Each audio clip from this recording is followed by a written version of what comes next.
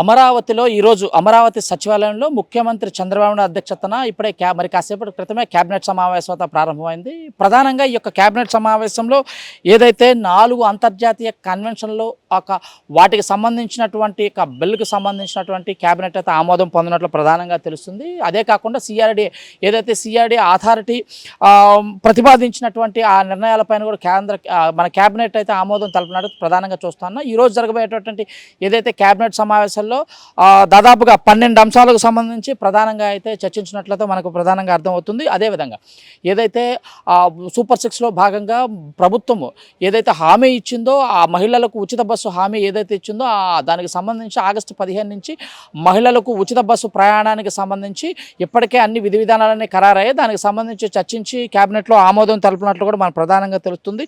అదేవిధంగా ప్రజాప్రతినిధులు అఖిల భారత సర్వీసులకు సంబంధించిన టవర్లు పూర్తి చేయాలి, త్వరగతిన పూర్తి చేసి ప్రజలకు అందుబాటులోకి తీసుకురావాలనే ఆలోచన విధానంతో దాదాపుగా 525 కోట్ల రూపాయలకు మంజూరుతో కేబినెట్ అయితే ఆమోదం తెలిపినట్లయితే తెలుస్తుంది. దీంతోపాటు ఏదైతే సిఆర్డీఏ పరిధిలో ఉన్నటువంటి వివిధ సంస్థలకు కేటాయించిన భూములపై రివ్యూ చేసిన మంత్రిమండలి ఆమోదం కూడా పొందినట్లయితే మనకు ప్రధానంగా అర్థమవుతుంది.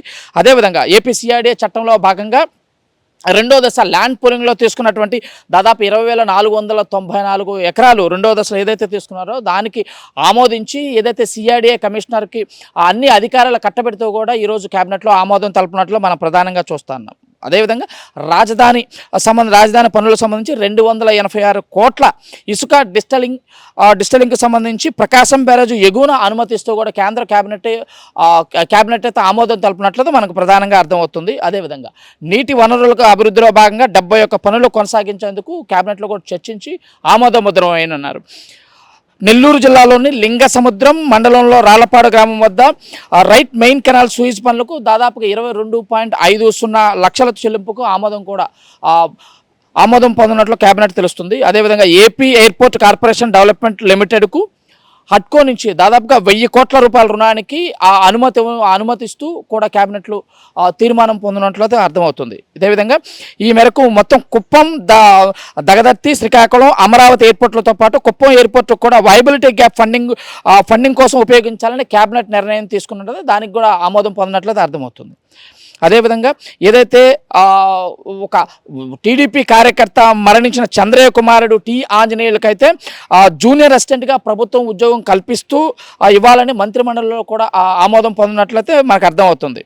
దీంతోపాటు world economic forum centre for energy and science resilience అమరావతిలో ఏర్పాటుకు మంత్రిమండలి ఆమోదం కూడా పొందినట్లయితే తెలుస్తుంది. అదేవిధంగా AP Jal Jeevan water supply corporation company act కింద అటానమస్ బాడీ ఏర్పాటు చేస్తూ కేబినెట్ కూడా తీర్మానం చేస్తున్నట్టు అర్థమవుతుంది.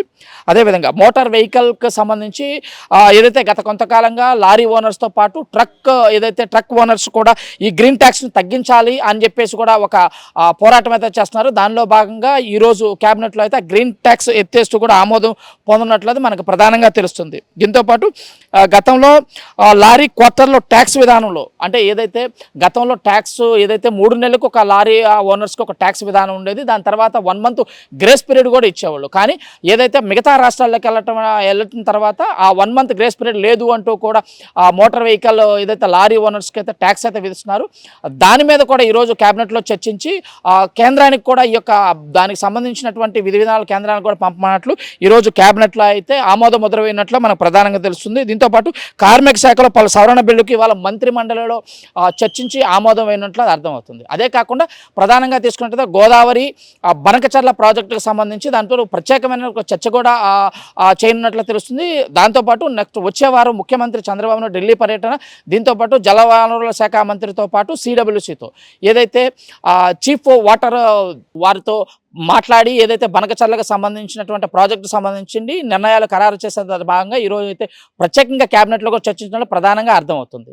ఇది కేబినెట్కి సంబంధించి ఈరోజు చర్చించి ఆమోదం ముద్ర వేయటం పైన కూడా సుదీర్ఘంగా అయితే కేబినెట్ సమావేశంలో చర్చించినట్టు మనకు ప్రధానంగా తెలుస్తుంది. ఇది వీడియో జర్నలిస్ట్ అనిల్తో కృష్ణమేడ, సచివాలయం నుంచి.